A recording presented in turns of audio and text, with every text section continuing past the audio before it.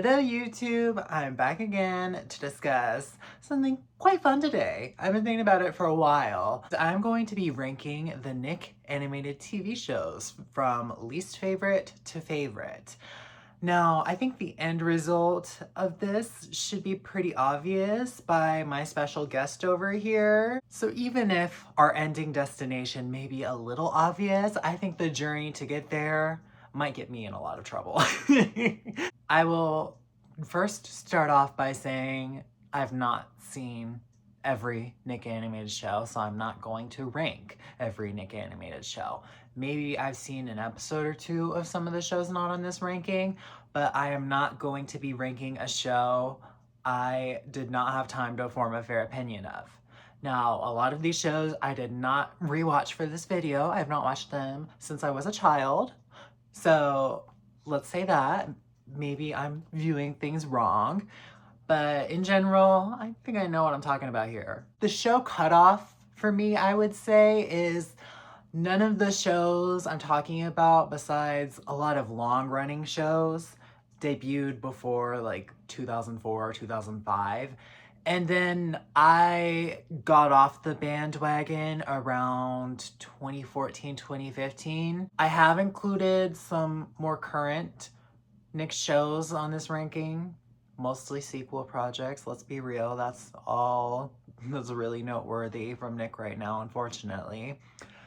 But for the most part, don't expect any shows from past 2014, 2015. Before I get into my official ranking, I have 3 honorable mentions. I just do not want to leave these unsaid. The first is Danny Phantom. It will not be on this list. I have maybe seen an episode or so here and there because it was very much prevalent during my childhood. But this is a show I would always change the channel for whenever it came on. That's just how it is. I'm not saying it's a bad show. I'm saying it did not appeal to me as a child, so I did not watch it. I'm not gonna say anything bad about it, but yeah, don't expect Danny Phantom on this list. This is probably the biggest snub from my list. Another Hot Topic name that will not be on this ranking is The Loud House. It is out of the year time span that I gave. I've seen an episode or two here and there. The show is so big, I at least wanted to acknowledge it. Like, I know The Loud House exists. I've seen an episode or two. I don't care to really get into the show at this point. I respect it. I'm not in it right now. Maybe one day I'll come around and binge Loud House and be like, wow, best show ever. Right now, no, not for me. Not my time period. Sorry. This last honorable mention is a show I really wanted to include on my ranking. That show is Tak and the Power of Juju. This is a show that's held a special place in my mind for my entire life since it aired. It is a show I thought was a fever dream. I thought I like made it up or something. It just had one season. It quickly got canceled after. They never aired reruns, anything. I realized while digging stuff up to film this video, while looking for shows, that, oh, this show actually did exist. So I was very tickled by it. I had it in my ranking. I had it pretty high up, but I'm like, no, it's too biased. So I'm just gonna leave it off. This is the show that I can't tell you what the show was about or anything about the show. I just remember it really tickled me as a child. I thought it was entertaining. I probably just liked the jungle setting. That always appeals to me. But I just cannot say I have a true opinion of this show because it is genuinely a show I thought didn't exist until I was researching this video. So it's not on there either. And those are my honorable mentions. I have 15 shows ranked here, and 15 will be the worst. That worst show of all the Nick animated shows I've watched, it is Sanjay and Craig. And it was definitely towards the end of my time actively tuning into Nick, and that is for good reason. because this show was very off-putting. I did watch a fair amount of this show. I really did. I was kind of amused by it. I was kind of amused by every show on this list. But it was not good. It was very gross, very ugly. The ugliness was a choice. The animation, like, I can respect that the animation was good, but they actively chose an ugly aesthetic, and that doesn't appeal to me. I like a cute factor, I like a fun factor. This show was not made with me in mind. And that's when I started to realize, oh, you know, maybe I'm not the target audience for this anymore. Maybe I have grown out of this. I don't think this is most people's favorite show either, so I'm not gonna beat a dead horse, and I will just keep it moving and talk about number 14 on this list, which is Planet Sheen. This is the Jimmy Neutron sequel show, and it took the most chaotic character, moved him off planet, and of course it was messy. In what world does Sheen need to have his own show? I'm sorry. You lost me. Planet Sheen is one of those shows where I'd leave it on, sure, but if there was anything better on TV, I would be up out of there quickly. Oh. I do think there is some appeal in moving a character to space and having them explore alien life. I don't think Sheen was the character for that. Number 13 on my list is Fanboy and Chum Chum. I don't think this is a fan favorite show either. This is another show that really prided itself on ugliness. I'm not sure why that's such a thing.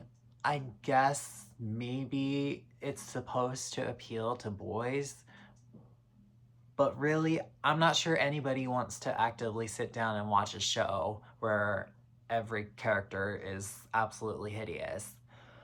But with Fanboy and Chum Chum, I will say I kind of got a kick out of this show as a kid.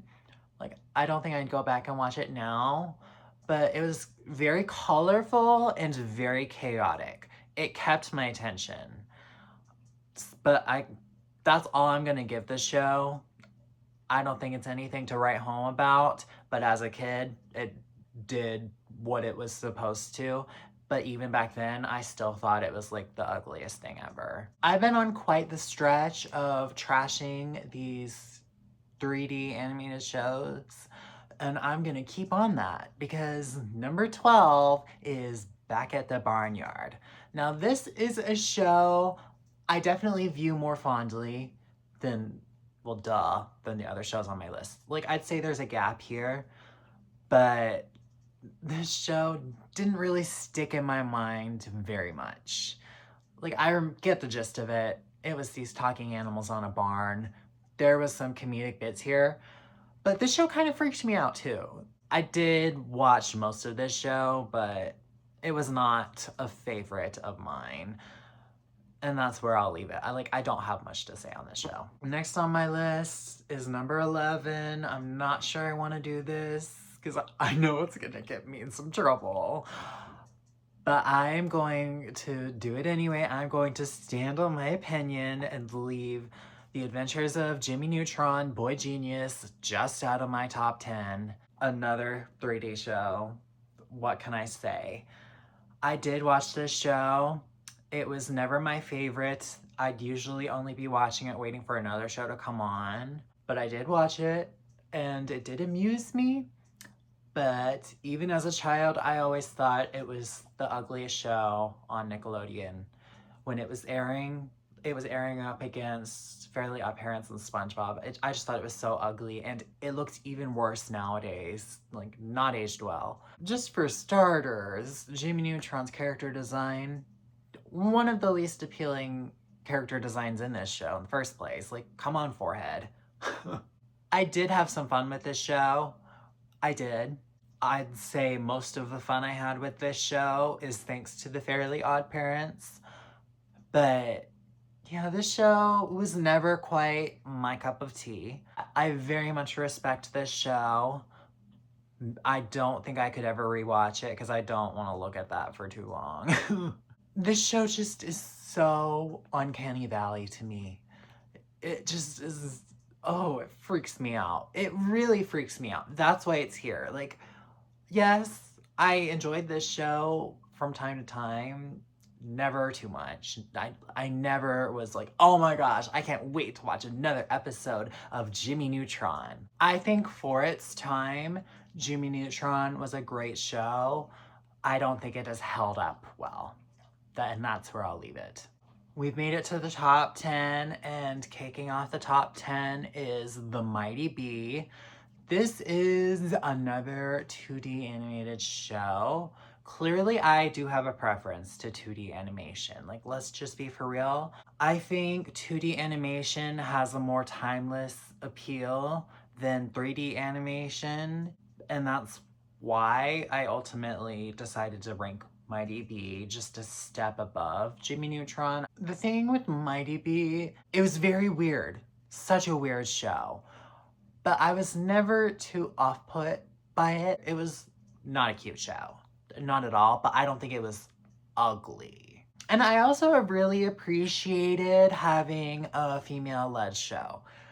We don't have many of those in these Nick animated shows, so back when it aired, it was a breath of fresh air. And for what it was pretty fun. The humor is very 2000s. If you need a good dose of like, what's the 2000s, I think The Mighty Bee is a good example of that. Maybe it hasn't held up so much humor-wise, but I think it's a nice relic of the past.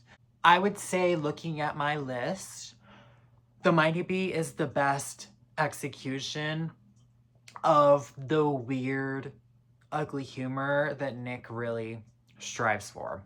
I do have to say though, I think this is the last show on my list that I still don't really care to revisit though. Every show ranked above it is a show I would revisit. These other shows, not so much. So sorry, Mighty Bee. I'm not interested. Number 9 on my list is The Patrick Star Show. This is not a show I've really talked about on this channel very much, despite me loving SpongeBob.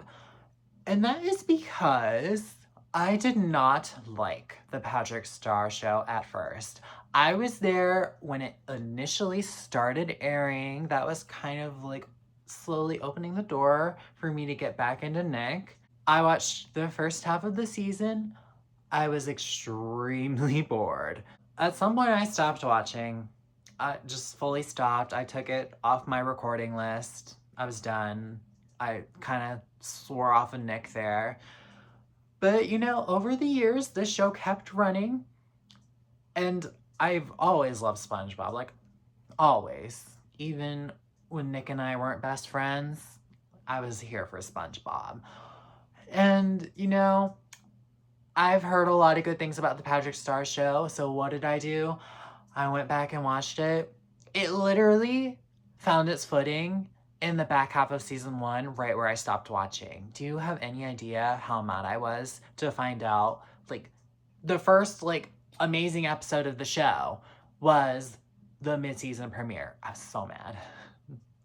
Now, I've revisited some of season 1, and it's not as bad as I thought it was, but, like, the show really got in its groove after that, and I'm glad it's still running. I'm glad I'm in on it now. I think in a time where animation is really struggling, the Patrick Star Show is an animator's playground. So much unleashed creativity is on this show. They really let those animators run wild. Patrick is pure chaos. The show really works through that chaos. Like, they can get away with anything, they can do anything. This isn't a show I can turn on, like, anytime 24/7. Like, I gotta be in the mood for some chaos to watch this show, but I really do have a good time with it. Patrick is one of the last SpongeBob characters I would ever think to give a spinoff to, and the fact that this show has been so successful just proves how talented the team in the SpongeBob franchise truly is. Number 8 on my list is The Penguins of Madagascar. This is a 3D show that's made it to a good spot on my list. I say the reason why The Penguins of Madagascar succeeded where these other 3D shows failed is because this show spun out from the Madagascar movies. I think the reason why The Penguins of Madagascar being a 3D show worked for me because they're animals. They're not people. Now, I didn't give this same credit to Beck at the Barnyard, but again, that show freaked me out. This show, however, this show was hilarious. These penguins, a total riot. This zoo, everything was happening in this zoo. It was chaos. And it had the cute factor. Like, these are animals. I would get a plushie of the Penguins of Madagascar. Like, come on now. Now, we do have the penguins, but I would say the standout of this show is King Julian. He's our antagonist of this show. What a character. So funny. And I'm also just very drawn to like animals in the zoo. So this show does appeal to me a bit more. Sorry, Back at the Barnyard, like you should have worked for me. I don't think the barn setting appeals to me personally. Maybe that's it, I don't know. Sorry, I just really like the Penguins of Madagascar. The humor worked for me. And I wanted a good laugh. I always want a good laugh. So yeah, this was a show I was a big fan of. I'm not sure if the animation would hold up for me today, but I would be willing to rewatch this show. I'm not as scared of this show as I am of Jimmy Neutron. So. Number 7 on this list is Tough Puppy. We have a puppy who's a spy, voiced by Jerry Trainer, who, icon. A Nick icon. Love him. He's so funny. He needs a bigger career. But yes, this was an episodic show of these animals working as spies. And it was very funny to me. I thought it was funny. I liked the animation style. My favorite character of the show was absolutely Kitty Catswell. She had the character design. She had the sass. It was everything I'd want in a character. I adore her. Every time I think back on the show, I think of Kitty Catswell and I think, oh, what a great character. I mean, I consider myself more of a dog person, but come on. You can't deny the Kitty Catswell. Do I think this show is like the greatest thing ever made? No. But it is a show I know if I rewatched, I'd have a good time with it. And I can't say that for most of the other shows on this list. Number 6 on this list is the newest show on this list, and that would be The Fairly Odd Parents: A New Wish. This is a show I have covered extensively on this channel. I say extensively, it was 2 videos, but it's only had 1 season. I think this is very much a show that could even further climb up my rankings if it gets more seasons. But for now, I'm happy putting it up this high. It had such a stellar debut season. It took a franchise that was knocking on death's door and gave it new life. It even took 3D animation and found a style that really spoke to me, a style that was taking a lot of elements from 2D animation. So yeah, maybe that helps it too. But I think this show in like 10, 20 years, it'll still look good. I'm just really stunned by how you could take a franchise that has had the life sucked out of it, give it a new life, give it a new start, and have it be so fresh, so fantastic, but still capture the core of what made The Fairly Odd Parents so successful in the first place. I'm so hopeful that we get many more seasons of this show.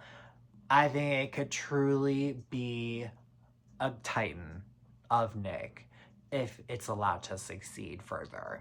We've made it to the top 5, and from here on out, they are heavy hitters. Number 5 is The Rugrats, an iconic Nick show. It was before my time, but it was so iconic, they aired reruns of it while I was still a child, so I got my fair dose of this show. We got these babies running around, going on their various adventures. How fun is that? Like, come on now. Is it as refined as some of the later shows? No. But I'd say it's a timeless classic. I think kids today could watch this show, have a good time with it. The real success of this show is the Angelica Pickles. I think she's a great antagonist, one of the icons.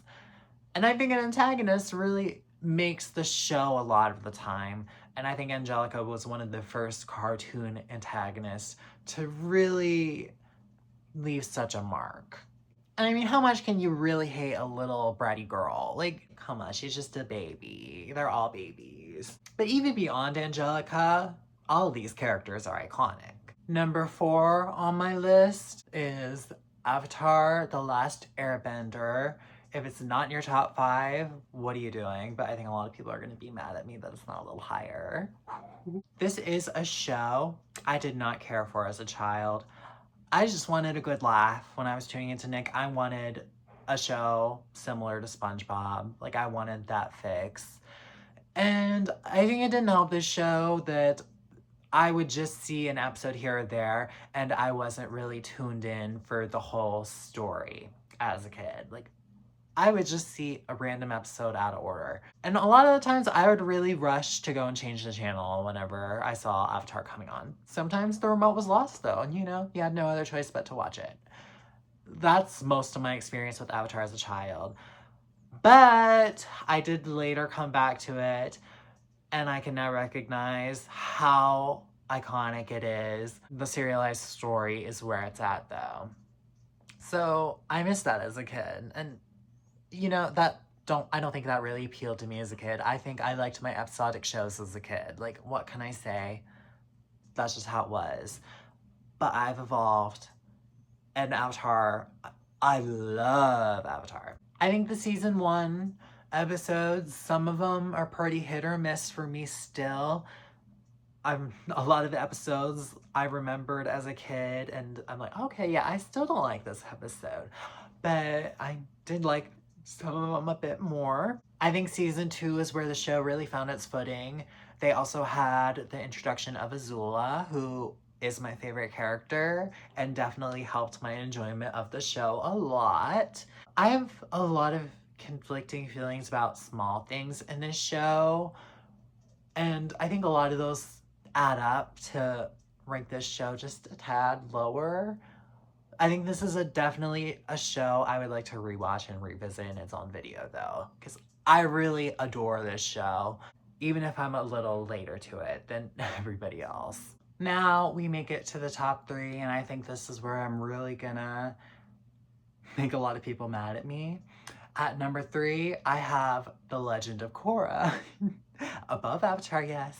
You didn't hear that wrong. I think The Legend of Korra is a much more flawed show than Avatar, but the highs of Legend of Korra, they're a lot higher for me than Avatar. I know a lot of people think Avatar is a perfect show. It's not.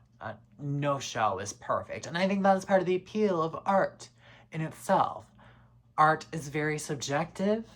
People can find flaws, they can find things they like, and I think it's great to talk about the things you like and dislike about what you love. Korra as a character really resonated with me. I adored her. I thought she was a very compelling lead. I thought it was a fresh idea to have a female leading an action show. I think that was big. That was major. I think a lot of the fight scenes in The Legend of Korra really, mwah. If I had to state a definitive reason why I like The Legend of Korra more than Avatar, which they're like right there. Like, same show in my head. Like, it's the same. Like, come on, we don't have to compare them.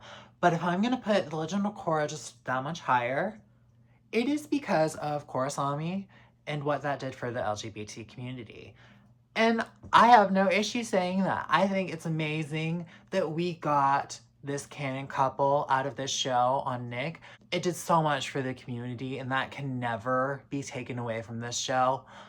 They went out with a bang. It wasn't everything I'd like it to be, but for the time, it was unlike anything else. And I just admire that so much. I think that's an amazing couple. That's a couple I adored. Asami is my favorite character in the show. Korra, another character I love. From the instant they first met, I thought they had such a great chemistry. I was really worried it was going to be a love triangle with them fighting over Mako, but they got over it, realized, oh, we like each other, and they got together. It was beautiful. Such a beautiful love story. One of my favorite couples. So yeah, Avatar is an amazing show, but The Legend of Korra, it did that for me personally. I'm a member of the LGBT community. So yeah, I have to respect the path that The Legend of Korra laid out. I know they had everybody fighting against them to not make this couple canon. They did it anyway. I really just respect that so much. As flawed as The Legend of Korra may be, I will always adore this show, and I am not going to sit here and pretend like I don't. Top 3, no regrets. Number 2 on this list, it's The Fairly Odd Parents. This is a true titan of Nick. It is the one show that ever really fought for my attention against SpongeBob. And even though it went out really sad, the highs of the Fairly Odd Parents can never be denied. I tuned into Nick for one character, but the Fairly Odd Parents is the only other show out of all of these shows that I'd ever go out of my way to watch. Such a funny show, such a great creative concept this show was. And despite the show being episodic, they had some major moments. I would credit a lot of the show's success to its various specials and movies, and I think those are what keep it so revered in my mind. I remember watching the 3-part special and seeing this giant robot come out, and I was sitting on my TV as a child, scared, waiting to see what was gonna happen, on the edge of my seat. Like, I loved an episodic show as a child, but I think the specials of the Fairly Odd Parents are when I really started to develop a taste for more serialized stuff. Because I'm like, we can do such major stuff with these shows. Like, wow. Like, it was a revelation for me as a child. I didn't think a show that was just so funny, like, haha, oh my gosh, we're gonna have these fairies making wishes for this boy. Oh, one episode, maybe he'll wish for cake. One episode, oh, maybe he'll wish to have more luck in class. Like, very basic concepts to go from those to literally, like, saving the world. Oh, it just was amazing for me as a kid. Now, of course, the show really fell off hard, and that's why it's like no contest for number 1. But I think it's a strong number 2, because even though it fell off so bad, I think it had a really strong run. I know a lot of people say Poof is when the show fell off. I still enjoyed it after Poof. Sparky was kind of when I was like, okay, yeah, this show's lost steam.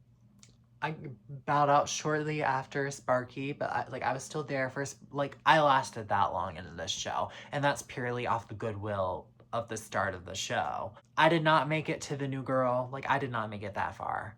I made it to Sparky. I do hold the later seasons against the show. I do. The fact that the show could still be number 2 despite the later seasons, like, I'm not pretending they don't exist in this ranking. I'm saying I think the show at the start was so strong, so successful, that despite knowing how far it fell, I still hold it at number 2. Now, of course, that brings us to number 1. It's a foregone conclusion that my number 1 Nick animated show is SpongeBob SquarePants. Really no contest. One of the biggest shows in the world, and that's for good reason. This is the show that made me watch so much Nick. Nick was the main channel I was watching as a kid, and it was because I wanted to see SpongeBob 24/7. I did not miss an airing of SpongeBob, and any other shows I caught between that, it was luck. I'd say SpongeBob was made for me, but I'm gonna say that I think SpongeBob helped form me and who I am. I think a lot of my positivity comes from SpongeBob. I think a lot of my aesthetic interests come from SpongeBob. I'm very drawn to tropical. I'm very drawn to the nautical. I'm very drawn to the colors in SpongeBob. Like, I'm so drawn to all of that. I'm drawn to the humor. I think it formed a lot of my humor, and I consider myself a very funny person. Thank you. This show has done so much for me in my life. It continues to do so much for me in my life. I'll always adore this show. This show will always have a special place in my heart. If I need some comfort, I can throw on SpongeBob any season. It'll make me feel better. I like all the seasons. Of course, the early seasons hold a special place in my heart. But I can really, genuinely, I can turn on pretty much any episode of SpongeBob and it'll brighten my mood. I can't say that about a lot of other shows. I know a lot of people root for the downfall of SpongeBob.